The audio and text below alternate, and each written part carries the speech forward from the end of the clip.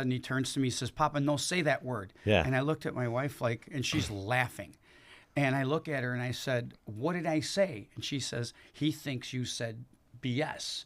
And I'm like, "I didn't say that." Yeah. She goes, "I know you didn't, but he thinks you did. And he's chastising you, telling you not to use it." What is your passion about what you do, Joe? My passion about what I do. I've been doing this for 37 years, and it's never changed. I enjoy the closing and looking at the people and that wonderful smile that they get, and knowing that I did a good job, whether it's selling the home for a seller or finding the buyer of the right home. That's never changed. 37 years, it's always been the same. It's just watching that smile at the end of that closing. Yeah, that's important. That's important to feel the result, and that you're helping someone out. It's the American dream. How about you, Terry? Do you go to the closings at all, or are you kind of? I try to attend all my closings. It just reassures my buyer that I'm there to support them, there to double check anything if they have questions. They don't have to try to search somewhere online, and that's the value of a local lender. Yeah. Okay, is that we can be there. We have relationships with the local title company, the attorneys. We're there for them. We can support them, and we can certainly, circumvent any issues that may come up at the closing. Yeah, I agree 100% that being there is one of the most important things we can do. It's funny, buyers really don't know anyone at that closing table. A lot of times they've never met the attorney. Yeah. They don't know the title rep. The only friendly face they have is ours. Correct. And if we're not there to crack a joke, I mean, literally, we don't really have a whole lot of role to play at that closing, do we? No, it's just we're there for support. Just there for support. Yeah. We go there, we smile, we laugh, we crack a joke, keep it light. That way, while they're signing those documents, they're not thinking silly thoughts or what am I doing? Worried. I don't know what I'm doing. This is the first time I've been here. My attorney's not sitting here explaining every word on each sheet. And some of the attorneys are remote. Well, so it's important that we get out there. I've definitely seen a lot more of that over the last few years. There's no doubt. So, talking about the buyers and being a local lender, how do you feel about what do you think is the most important step in the buying process from your side? It's being prepared. Okay, the buyer, we're seeing a lot of times that they are requesting to go see a property, and they're not even pre-approved. They don't even know what their buying power is, what their budget is, and that's a big downfall. Today's market is so fast-paced when you're viewing properties and there's multiple offers. You can't wait to try to get pre-approved after you see a property and they've already got 5 offers in on it. Okay, so it's being prepared ahead of time, knowing, as I said, that budget and where you stand, and what is your financial picture overall. Are you ready now? Can you afford that property? Is it in your comfort zone? So it's being prepared. So get the buyer in for pre-approval as early as you can. Yeah, that's always been the first suggestion I make to a new buyer before they even start looking. We don't know what your budget is, so it's impossible for me to start finding you homes that are going to fit your needs. What if we start looking at homes in one price range, and then you find out that price range might be just a touch out of reach, or maybe you start to look at that price range and say, hey, that's not quite where I need it to be. And sorry about that. See, they might keep that in, Joe. They might. Because that's funny. Mine's over there and it's on mute. Well, mine should have been on mute. I usually mute it the minute that I walk into any appointment. It's never on sound. Even at home, a lot of times it's not on sound. But so I apologize about that. That's but no problem. with getting pre-approved, that's got to be the most important step. I, as a realtor, cannot start showing you homes without knowing what your budget is, and your best guess as a buyer is probably not correct. Yeah. And the best thing to do is definitely talk to someone like you, Terry, that can walk them through that whole process, do it the right way, and give them a budget that actually feels comfortable for them. So that way it eliminates any confusion and anxiety later on down the road. Being pre-approved means your buyer is ready to act. Okay. And I don't know that there's any sellers or selling agents out there accepting contracts from someone that's not pre-approved. Well, I know we don't. I recommend to our sellers that unless there's a solid pre-approval, that we reject the contract almost immediately without even looking at it. The pre-approval, if it's not there, we're not doing a good service for our seller. Okay, and if I'm on the buyer's side, I'm not doing a good service for that buyer if I'm bringing in an offer, especially in this market where it might be against other offers that are going to look stronger than ours because they have the pre-approval or the proof of funds. So if I don't have that, that's not going to look good for anybody. Do you think buyers are still waiting for rates to drop? Are they jumping in right now? What do you think is the smartest move? I think it's a mix right now. Some buyers are still thinking that waiting is the best step. And then there's other buyers out there that are starting to jump in because they get it. Okay, so the market is still strong on the seller side, but it's not as strong as it was a year ago. So buyers do have a little bit more leverage today. The problem with waiting for rates to come down is that the prices of the homes are still going up. So even if the rate comes down and the price of the home exceeds the difference, the spread between what you're going to save by the lower rate and what the extra payment is going to be because of the higher price of the home, you've pretty much either made it a wash or it's negative in most cases. So the best thing to do is buy that home, get into it, start to build that equity, and then as the rates do start to come down, refinance. Yeah. Hey, as a matter of fact, I'm pretty sure you, like most lenders, Terry, you have that free refi program, don't you? Or at least a very low cost refi. Yeah, as long as the client stays with us, we're able to provide that. Okay. And rates are cyclical. Hopefully, in this economy, we're going to see them trending down and more favorable in the future. But that's my recommendation too. If you like a property, if you see a property, get in now because it's going to be gone, or it's the longer you wait, the more competition becomes a factor in increasing the price of that property. Yeah, the increased price I think is a big deal. People think that they can save money and outpace the increase of the price of the property. Even if a property accumulates value at a modest 3% annual rate, it still outpaces most people's ability to save. So if you're looking to get to that 20% down, give that a second thought because a lender can come up with some really good programs that will get you into a home for a lot less than 20%. And then what about first-time buyer programs? I know that there's some great ones out there right now, aren't there? Yeah. Some of the competitive advantages that we have for our clients are possibly a first-time home buyer down payment assistance program or educating them on a seller credit to buy down the interest rate, okay? Or even possibly putting them into an adjustable rate mortgage to start out their loan, and the advantage of that is lower payments, and then down the road, as interest rates improve, refinance them down the road.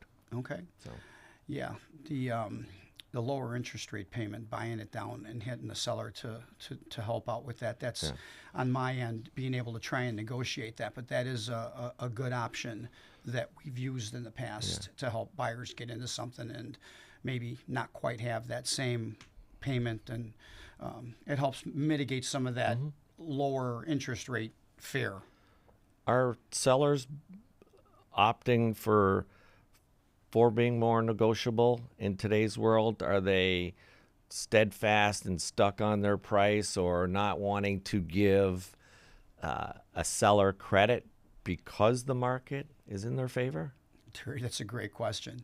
And that is a question that is seller specific because you have most sellers today that will listen to their realtor and their realtor is telling them that the market isn't quite as strong as it was before. and you're not going to get that 8, 9, 10 offers. And usually that first offer that comes in is the highest and best offer.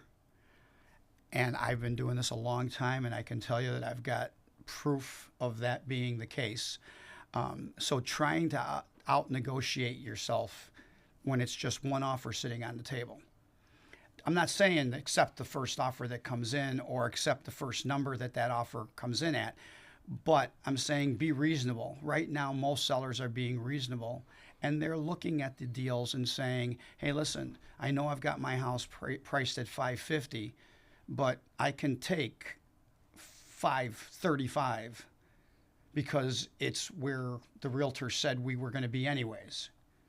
And accepting that offer instead of trying to make that extra nickel, that extra dime, right, and then losing that potential great offer and then being on the market too long and it looking stale and people wondering what's wrong, and then offers start to come in even lower after that.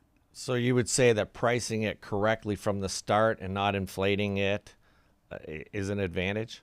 100%. If you price it correctly, you're going to attract more buyers because buyers are very sophisticated. They have many tools at their disposal. They have their realtor, which should be providing them with comparables of the area, so they should know what the value is based on those comparables. But outside of that, they've also got tons of other sources they can go to themselves and try to figure out the value if their realtor isn't providing that type of service.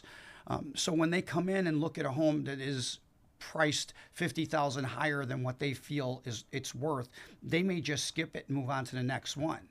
So pricing it right is going to get you more viewers, and more viewers should equal more potential offers coming in, which would equal a higher sales price in most cases. The northwest suburbs of Chicagoland, that's one of your sweet spots. Correct. What has the inventory been doing there so far this year? It's been increasing. So that's a good sign for buyers. It has been going up. It hasn't been going up to the levels that we want it to yet, but it is definitely going up. Okay. That's awesome. Yeah. So Terry, just asking again about the buyers and financing. What's one of the things buyers in my area should do to do financially before starting their home search? I know we talked about the pre-approval, but what other steps should they be taking? Well, the pre-approval is going to identify what their credit score, what their credit profile looks like. We're going to look at their assets, and we're going to look at their job history. So those are three major areas that we can help them improve if we have a time frame. So if we're saying that someone who's hasn't been in their job, they do not have the 2-year job history in the same field, we might be telling them to, let's look at waiting another 6 months, or if there's something on their credit report that needs to be repaired or fixed to get them over a certain level to get into a different program or to get a better interest rate. And then, of course, assets, if we're looking, if someone's goal is 5% or if it's 20% and they're not there yet, we can suggest options or put them on a plan that down the road, 6 months, they're going to be in that position that they wanted to be. Sure. I just sent you a buyer recently who's just a couple of points away from being able to qualify for that first-time home buyer assistance program. How is Terry and Neighborhood Loans best assisting that buyer for me? Well, he's in a credit repair program currently right now. Okay. They're monitoring or they're helping him repair whatever bumps in the road that they faced previously. So they're correcting that. They're monitoring how it is improving, and they're giving us a time frame right now of when to repull credit. Okay. And with the speculation that it's going to be above that minimum level to get him into that property. But we're also, having him make sure the other do's and don'ts of getting into a property are followed also. Expand on that. Okay. The do's and don'ts. Well, it's a simple list that we hand out to every pre-approved buyer of what to do before you buy your house. Do not buy a new car. Do not go and finance anything else. Okay. Do continue to pay your credit cards on time, your car payment on time. Do continue to save money to either show that you have sufficient down payment or reserves to add value or to make that offer look stronger. Okay, wonderful. Now, what's something that a buyer should know about the mortgage rates right now? Interest rates fluctuate on a daily basis. Okay. I don't know that we're going to see anything major making any moves. So the rates are where they are. If you're looking to purchase, I don't think that we're going to see any great fluctuations.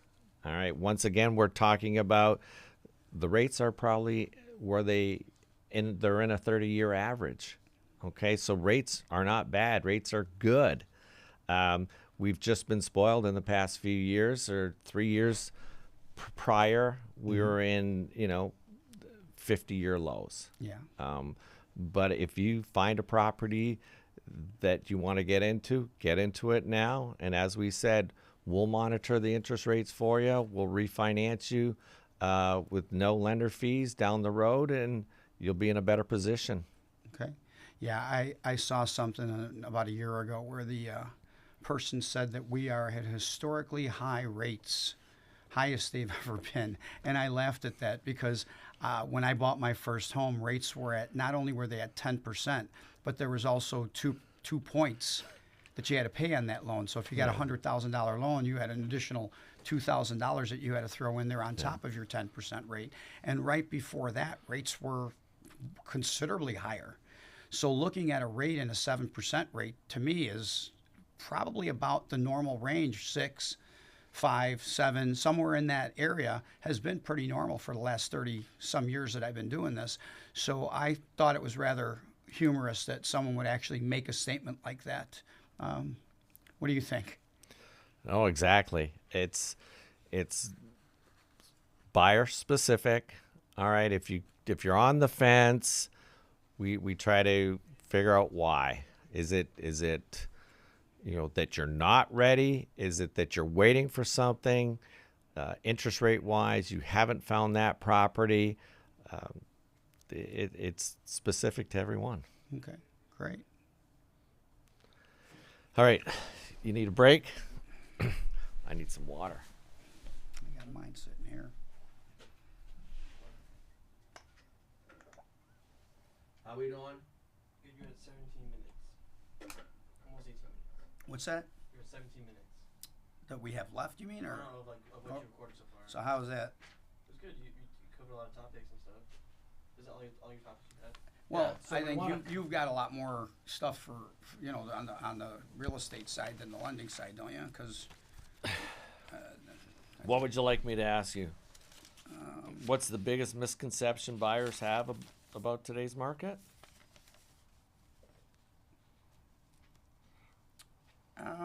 sure. I mean that's a good question. You asked me about the negotiations, advice. These questions somehow all kind of They blend together. They blend together. Yeah.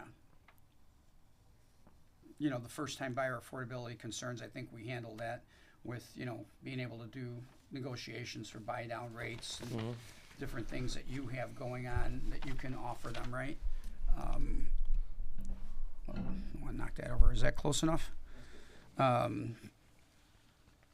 You asked me about the inventory. Golden tips, I'm not sure, what to really answer on the golden tips. I mean, other than, staying flexible, open-minded. You can ask that one because I think staying flexible, open-minded, the perfect home may not look exactly like what you're imagining. You can also ask about the fixer-upper versus that question was a good question. Fixer-upper versus something that's ready to move in. How would you advise someone to either go one way or the other? Is there too much work involved? Are they getting a good deal for it, or would you? It depends on the buyer. Are they a handyman? So we're talking about more, buying a home that's a fixer, not necessarily a fixer-upper, but isn't quite what you imagined it to be, versus walking into something that doesn't need any work. So that's a complicated question because, like you said, does the buyer know how to do the work themselves? Are they going to have to hire contractors? Are they getting the home at a price that justifies doing that work after? I can't swing a hammer worth a darn myself. I'm an ex-mechanic. I can come and tune up your car. I can replace the transmission, rebuild it. I can do all that stuff. But give me a paintbrush and it's going to look terrible on that wall. My dad was an artist and he could do all that stuff, and that's what he did. And I did a lot of that with him growing up, but none of it stuck. So it's trying to calculate the cost of the repairs, the time of the repairs, versus having something move-in ready. Versus having the money and being able to buy the home at the value that reflects the work that you're going to have to do. If you buy a home for $400,000 and have to throw $100,000 worth of repairs into it, and it's only worth $4.25, that's a bad investment. But if you buy a home for $400,000 and you only have to throw $20,000 in and it's worth $425 when you're done, that's a good investment. It's worth, you paid market value for it. Now, are you willing to do that? Do you know how to do it yourself? Or like me, are you going to have to hire someone? The last house that I bought, it needed quite a bit of work. And after I paid what I paid for it, I threw another $40,000 into just fixing the upstairs and replacing all the carpet that the pets had done their thing on. It was a lot of work, but somebody else did it. I just paid for it. Yeah. But I also had contractors that I knew would do the work. That's the other thing right now, is contractors are really hard to pin down. And finding a good one depends on really getting if you don't know someone personally that is going to do the work, getting those recommendations from people that you know, and definitely lean on your lender, lean on your realtor, because we've been around and we know some of these people. We have the resources. And we can refer those resources back to you. Movers. It's limitless the number of people that we can refer that can do the job right and probably save you money and definitely save you time. What's one of the best strategies for a buyer to stand out in today's competitive market? Well, definitely having that pre-approval. That's 100% the very first thing that you have to have. That'll get you to stand out. Making a good, strong, solid offer right up front when you go in and not trying to play games, especially if you're the only offer going in. Make it a strong offer. That way the seller will automatically look at it and say, you know what, why are we waiting? This is what we want, let's take it. Those are two things right there that make you look stronger. The other thing is possibly having some proof of funds. If you're a 20% down buyer, just because you have that pre-approval doesn't mean that realtor on the other side isn't looking at it and going, well, it's a $600,000 house, so they really have that $120,000 to put down. I want to see proof of that too. Now, we know that you as a lender have already looked at all that stuff, but it doesn't hurt to provide it as an additional source for them to look at. So that'll help you stand out as a buyer, I think. Okay.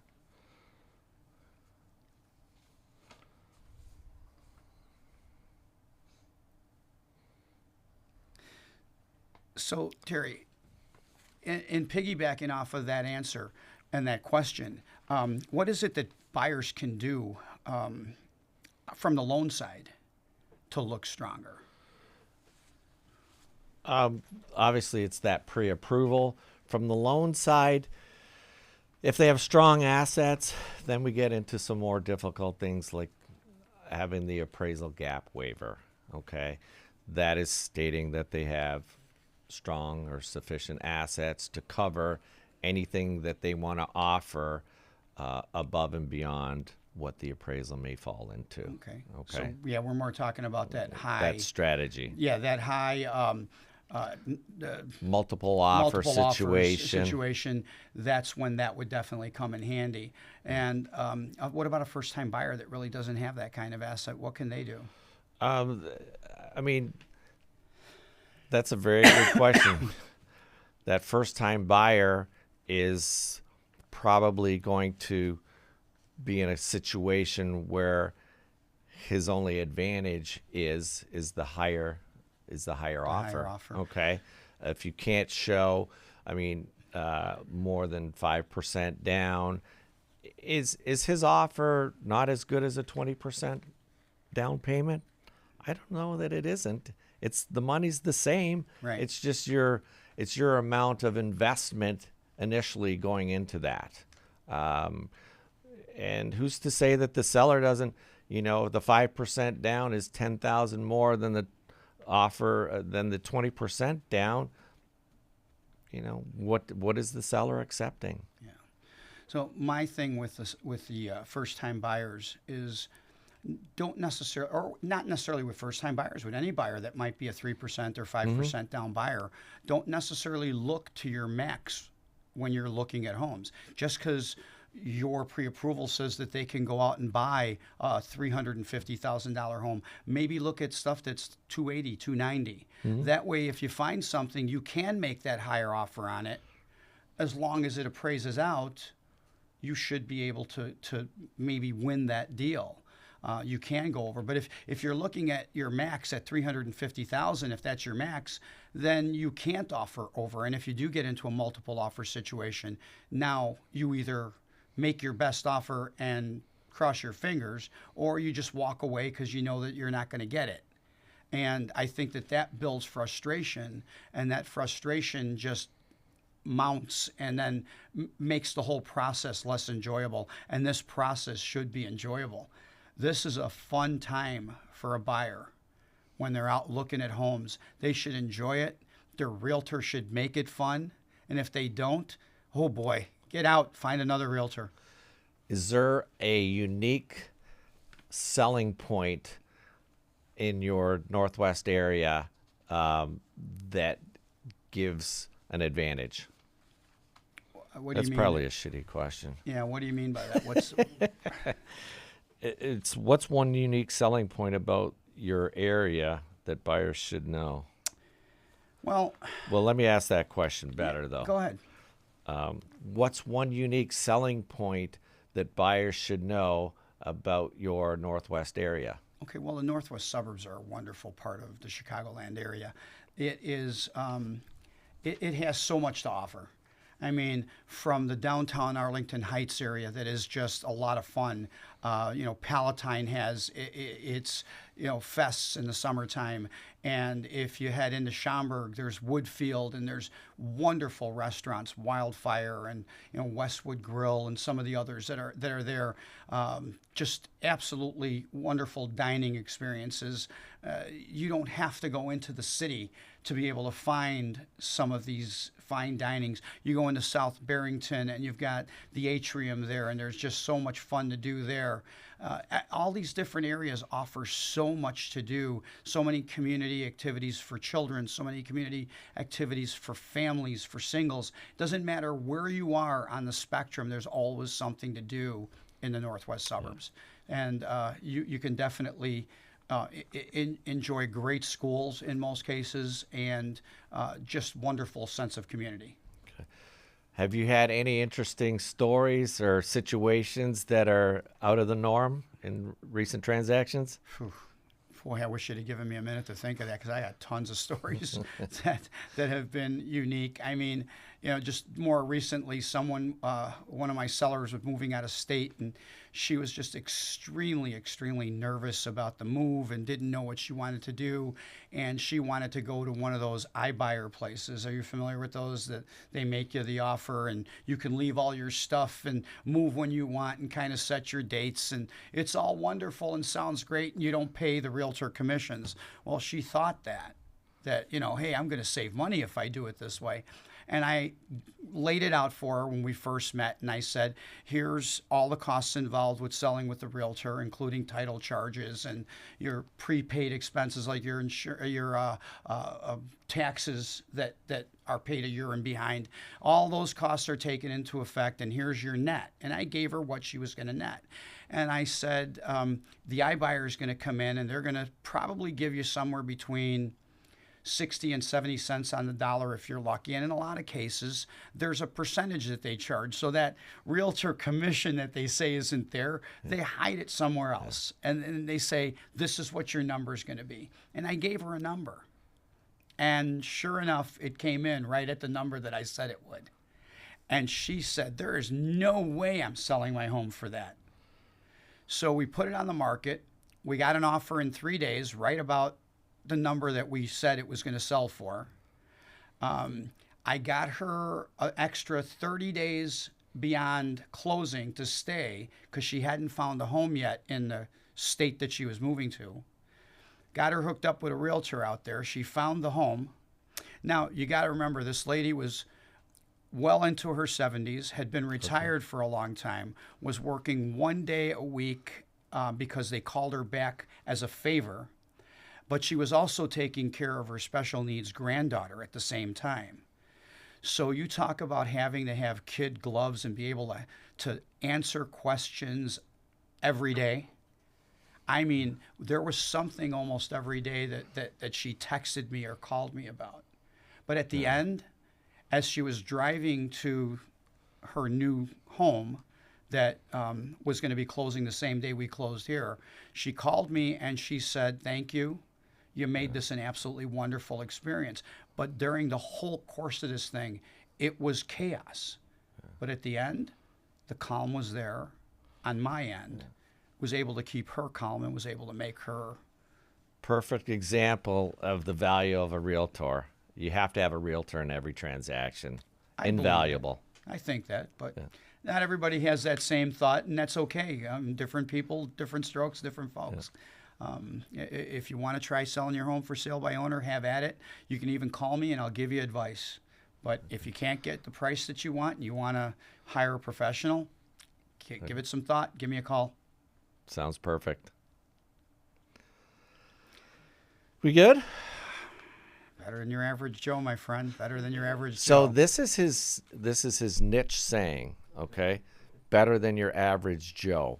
How can we get this? It's been on my ads for 35 of the 37 years that I've been doing this. Yeah. You know, can I say, hey, Joe, what's your pitch? Better than your average Joe. Yeah. Can we put that in anywhere? Good, yeah. Like towards the end, Yeah. and then we can put your information. Yeah. Or hey, is there anything? Is it what's your pitch or no, what's your? Just hey, is there anything special that you need buyers and sellers to know?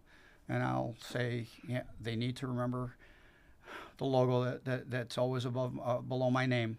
Better than your average Joe. Okay. And I'll make sure that throughout the transaction, you'll find that I'm definitely better than your average Joe. That is awesome. So we can do something like that. He's already got it. I don't even have to ask the question. Oh, did you record that? Oh, he's always. Oh, so is that good enough? We're always recording. Okay. So this is like all the outtakes that you see on the Joe Rogan podcast Joe, and stuff like that, huh? They'll take the shit out of here. They're not going to put shit in here. Beep.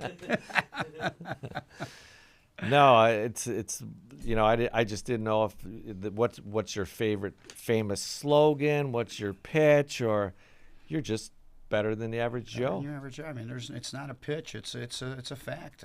It's the truth. I try to do more than promised for every buyer and seller. If you over deliver on your promises, you should never leave anyone unhappy. I think there's a lot of people out there that are making promises that they can't deliver. Buyers and sellers are taking those promises to heart, and they're hiring those people and then finding out later that they're left disappointed or they've overpaid for something. And that is something that I've always hung my hat on, is that at the end of the transaction, I always want somebody to say, Joe took care of me. He gave me more than what I expected, and I'm extremely happy with the results. That is what I've always looked for. Fantastic. Here, I gave you something else. That was great. That was perfect. Yeah. Yeah. I'm not an actor, but I play one on TV. Or you slept at a Holiday Inn last I night? slept at a Holiday Inn Express. Yeah.